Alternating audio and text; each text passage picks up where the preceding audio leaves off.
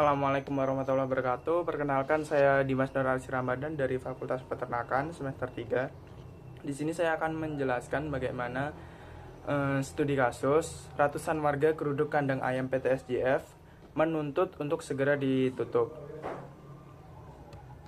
Nah, yang pertama, untuk menangani masalah sosial yang melibatkan PT SJF dengan warga tersebut, pendekatan sosiologis dapat digunakan untuk memahami dinamika sosial dan menemukan solusi yang efektif. Nah, beberapa langkah yang dapat diambil sebagai berikut, yaitu yang pertama, identifikasi masalah dan kebutuhan masyarakat.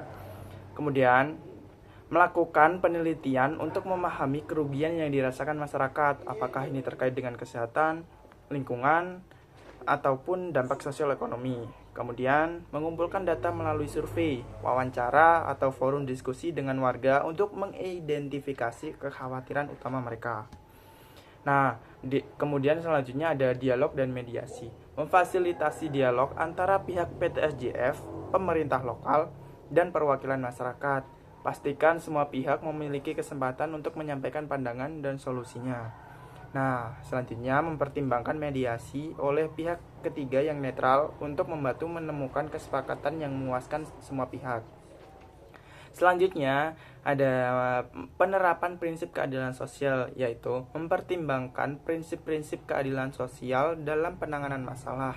Pastikan solusi yang diusulkan memperhatikan keseimbangan antara kepentingan perusahaan dan kebutuhan masyarakat.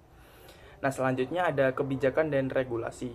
Nah, ini mengevaluasi apakah ada pelanggaran terhadap regulasi lingkungan atau kesehatan yang harus diperbaiki. Pastikan perusahaan mematuhi standar yang berlaku.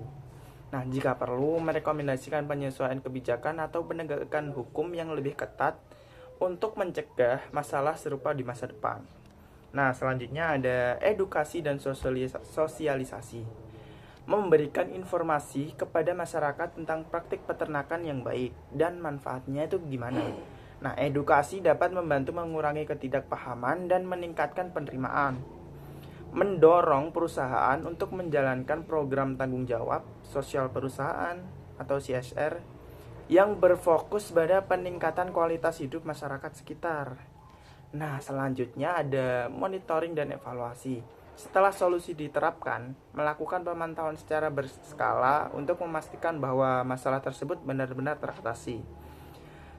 Kemudian, menindaklanjuti dengan evaluasi untuk mengukur dampak dari langkah-langkah yang diambil dan melakukan penyesuaian jika diperlukan.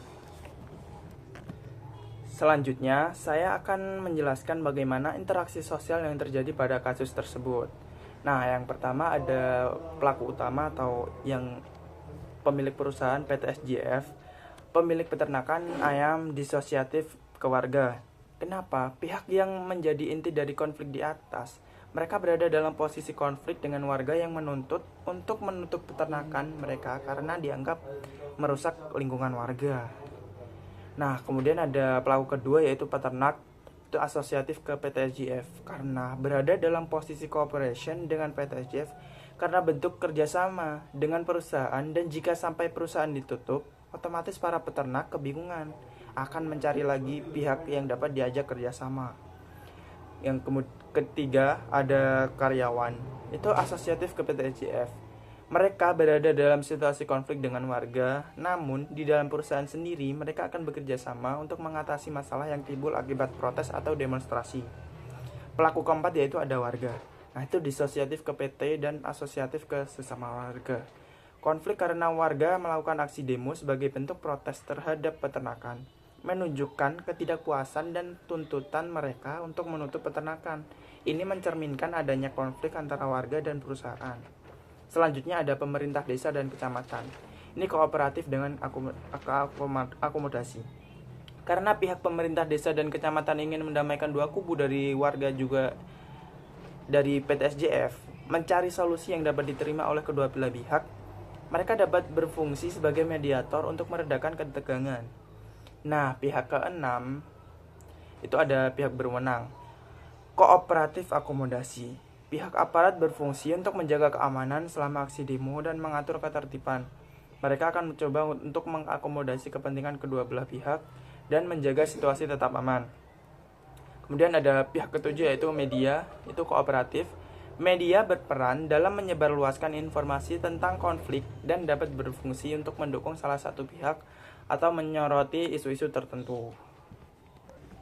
Nah, selanjutnya saya akan menjelaskan bagaimana kultural universal yang terjadi pada kasus tersebut. Yang pertama yaitu ekonomi. Peternakan memberikan lapangan kerja bagi sebagian warga, tetapi jika ada kerugian ekonomi akibat dampak negatif, seperti penurunan nilai properti atau biaya kesehatan, hal ini dapat menimbulkan ketidakpuasan bagi warga. Nah, warga merasa bahwa manfaat yang didapat tidak sebanding dengan kerugian yang mereka alami. Nah, solusinya gimana? Solusinya mengadakan forum diskusi antara perusahaan dan warga untuk membahas keuntungan dan kerugian. Bisa meliputi penyediaan kompensasi atau program pelatihan kerja bagi warga yang terdampak. Kemudian ada sosialisasi. Hubungan antara perusahaan dan masyarakat setempat mungkin kurang harmonis jika warga merasa tidak dilibatkan dalam pengambilan keputusan terkait peternakan, atau jika ada ketidakpuasan terhadap komunikasi yang buruk. Ini mengakibatkan munculnya aksi protes atau aksi demo. Kemudian solusinya, perusahaan harus menjalin komunikasi yang lebih baik dengan masyarakat, melibatkan warga dalam pengambilan keputusan, dan mendengarkan keluhan mereka dapat menciptakan rasa saling percaya.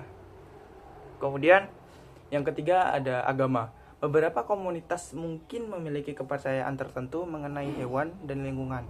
Jika praktik peternakan dianggap bertentangan dengan nilai-nilai agama atau budaya lokal, warga bisa merasa bahwa keberadaan peternakan mengancam keyakinan mereka. Nah, solusinya gimana? Mengadakan dialog dengan tokoh agama setempat untuk memahami pandangan komunitas dan mencari cara untuk menghormati nilai-nilai keagamaan yang ada. Nah, termasuk kemungkinan adaptasi praktik peternakan. Yang keempat ada politik. Jelas, ini pasti ada di setiap masalah. Kebijakan pemerintah yang tidak memadai dalam mengatur peternakan dapat menyebabkan konflik. Jika warga merasa bahwa peternakan beroperasi tanpa izin atau tidak mematuhi regulasi, mereka akan menuntut penegakan hukum dan penutupan. Nah, solusinya, pastikan bahwa peternakan mematuhi semua peraturan dan memiliki izin yang diperlukan, seperti surat-surat dan sertifikasi. Transparansi dalam praktik bisnis dapat meningkatkan kepercayaan masyarakat. Kemudian yang kelima ada lingkungan. Nah, dampak negatif peternakan terhadap lingkungan seperti pencemaran udara atau limbah kemudian bisa menjadi alasan utama protes. Itu jika kualitas lingkungan sekitar menurun, warga akan menganggap peternakan sebagai penyebab utama dan menuntut penutupan. Nah, solusinya mengimplementasikan praktik peternakan yang ramah lingkungan seperti pengelolaan limbah yang baik untuk mengurangi dampak negatif terhadap lingkungan. Kemudian menyusun rencana mitigasi dampak lingkungan yang jelas dapat membantu mengatasi kekhawatirannya para warga. Nah, yang keenam ada kesehatan. Isu kesehatan terkait dengan peternakan seperti resiko penyebaran penyakit atau kontaminasi produk dapat meningkatkan kekhawatiran masyarakat. Jika ada laporan atau persepsi bahwa peternakan membahayakan kesehatan publik, aksi demonstrasi bisa meningkat sebagai respons. Kemudian ada solusinya. Solusinya melakukan pemeriksaan rutin dan menjamin keamanan produk yang dihasilkan. Kemudian program edukasi bagi masyarakat tentang cara mengelola risiko kesehatan terkait peternakan juga dapat meningkatkan kepercayaan. Nah, di sini saya akan menjelaskan lagi stratifikasi sosial di kasus tersebut. Nah, posisi strata sosial pada kasus tersebut yang pertama, warga lokal. Mereka berada di strata sosial yang lebih rendah, seringkali terpinggirkan dalam pengambilan keputusan. Mereka berinteraksi langsung dengan dampak lingkungan dari kandang ayam, seperti bau dan kesehatan. Kemudian yang kedua ada PTSJF atau perusahaan itu. Ini adalah pihak yang memiliki kekuasaan ekonomi dan politik lebih besar. Mereka biasanya berusaha menjaga operasional dan profitabilitas, seringkali mengabaikan dampak sosial.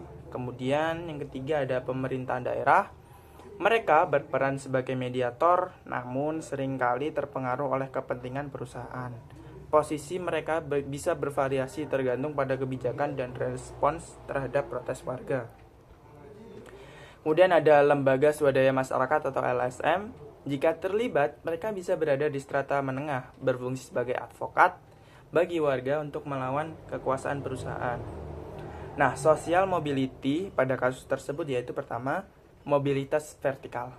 Jika warga berhasil dan protes mereka dan pemerintah mengambil tindakan untuk menutup kandang, ini bisa meningkatkan posisi sosial dan ekonomi mereka, memberi mereka lebih banyak pengaruh dan hak atas lingkungan hidup. Kemudian ada mobilitas horizontal. Beberapa warga mungkin mencari pekerjaan di sektor lain yang lebih berkelanjutan atau ramah lingkungan, mengubah cara hidup mereka meskipun tidak ada perubahan status ekonomi yang signifikan.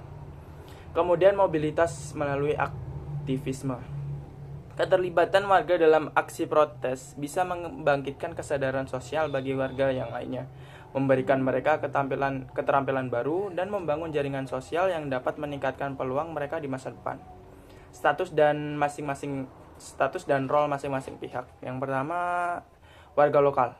Status mereka berada di strata sosial yang lebih rendah, seringkali bergantung pada sumber daya alam dan lingkungan yang sehat.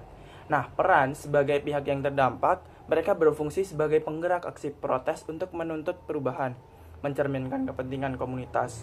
Kemudian, yang kedua ada PTSJF atau perusahaan. Status mereka memiliki status ekonomi yang tinggi dan berkuasa dalam keputusan bisnis. Peran mereka bertanggung jawab atas operasional dan profitabilitas, tetapi juga menjadi subjek kritik karena dampak negatif yang ditimbulkan pada warga. Nah, kemudian ada pemerintah daerah.